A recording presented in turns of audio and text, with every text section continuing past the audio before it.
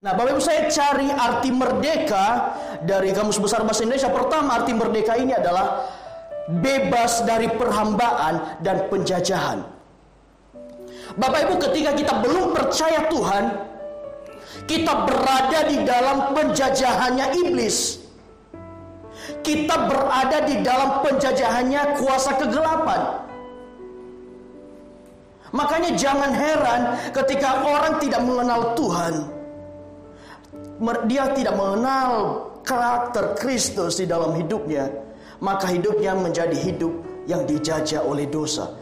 Bapak Ibu, ketika kita masih belum percaya Tuhan Yesus, maka berbuat dosa itu tidak akan ada masalahnya. Betul? Ketika kita belum intim dengan Tuhan, intim dengan firman Tuhan, berbuat dosa itu seperti kebiasaan yang biasa-biasa saja, enak untuk dilakukan. Tapi saya percaya setiap kita yang di tempat ini, yang sudah percaya Yesus, hidup di dalam kebenaran firman Tuhan, ketika berbuat dosa ada rasa tidak enak di hati ini. Amin. Atau ketika berbuat dosa kita, ini menjadi pertanyaan pribadi kepada kita Bapak Ibu. Ketika kita melakukan dosa, kesalahan yang melanggar perintah Tuhan, firman Tuhan, apakah kita merasa enak-enak saja atau merasa bersalah? Bapak Ibu, orang yang hidupnya dituntun oleh Roh Kudus, orang yang hidupnya intim dengan firman Tuhan, ketika melakukan kesalahan yang bertentangan dengan firman Tuhan, akan ada rasa tidak enak di hati ini. Saya juga begitu Bapak Ibu. Ketika saya melakukan satu kesalahan, akan ada rasa bersalah di dalam diri saya. Kenapa? Roh Kudus tugasnya apa? Menginsyafkan dunia akan dosa. Ketika kita sudah terima Roh Kudus, maka pribadi Roh Kudus memiliki fungsi di dalam kehidupan kita untuk menginsyafkan kita, untuk meng-flashback kita bahwa apa yang kita lakukan adalah dosa. Makanya hidup harus intim dengan Roh Kudus, supaya ketika kita melakukan salah, kita diingatkan, ada rasa bersalah, dan kita bertobat Bapak Ibu. Merdeka berarti bebas dari perhambaan dan penjajahan dosa. Bapak Ibu, saya berikan satu contoh. Kita bebas dari amarah. Kita bebas dari iri hati. Bebas dari dengki. Bebas dari banyak lagi yang selama ini menjajah kita. Kalau selama ini masa lalu kita, kepahitan menjajah hidup kita, saya berdoa malam hari ini kita semuanya dimerdekakan, dibebaskan dalam nama Yesus.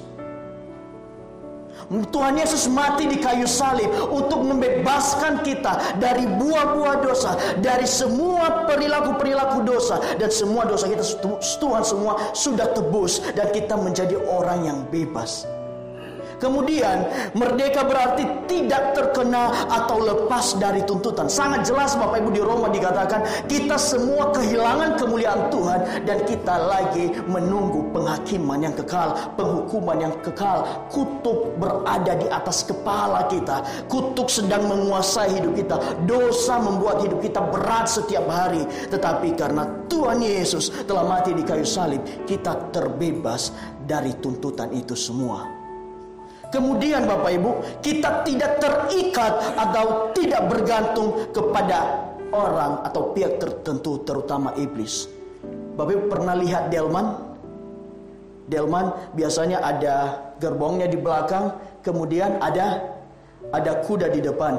Ketika saya pertama kali datang ke Jogja, saya baru pertama melihat delman. Ternyata delman itu kan ada talinya tuh. Tetapi selain talinya, ternyata matanya ditutup. Nah, waktu itu saya tanya, kok mata kudanya ditutup? Katanya supaya dia tidak bebas kemana-mana. Jadi ketika talinya digerakkan kemana, dia ikut saja.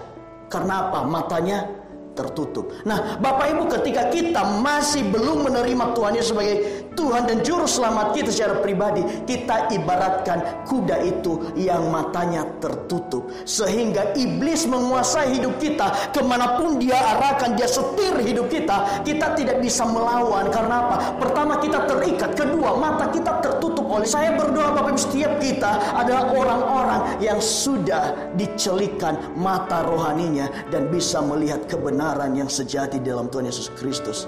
minta Tuhan mencelikan mata kita supaya apa? Kita bisa melihat dengan jelas. Kita bukan orang yang dijajah lagi, tetapi orang-orang yang sudah matanya dicelikan oleh Tuhan Yesus, yang bisa membedakan mana kebenaran, mana dosa. Kemudian merdeka adalah dapat berbuat sesuka atau kehendak hatinya. Bapak Ibu, ketika bangsa Indonesia masih dijajah, pertama, engkau tidak punya hak apa-apa. Apapun yang kau miliki, penjajah pasti ambil. Firman Tuhan berkata, iblis datang untuk mencuri, membunuh, dan membinasakan, Bapak Ibu.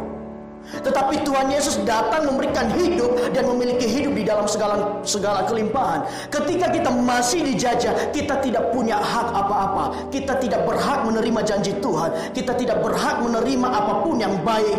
Bahkan apa yang kita miliki, iblis berusaha apa? Mencuri, membunuh, dan membinasakan. Banyak hal yang iblis lakukan supaya apa? Dia mencuri banyak hal dari kehidupan kita. Pertama, dia curi keselamatan kita. Dia curi sukacita kita. Dia curi damai sejahtera kita. Kemudian dia membunuh kita. Dan sampai membinasakan kita. Sehingga kita menjadi orang bukan yang menikmati warga kerajaan Allah, tetapi orang yang akan berada di dalam penghukuman kekal. Ketika kita sudah merdeka, maka kita menjadi pribadi yang dapat berbuat sesuka atau kehendak hati kita, Bapak Ibu. Orang yang sudah bebas, mau makan apa saja boleh, terserah. Mau berbuat apa saja terserah.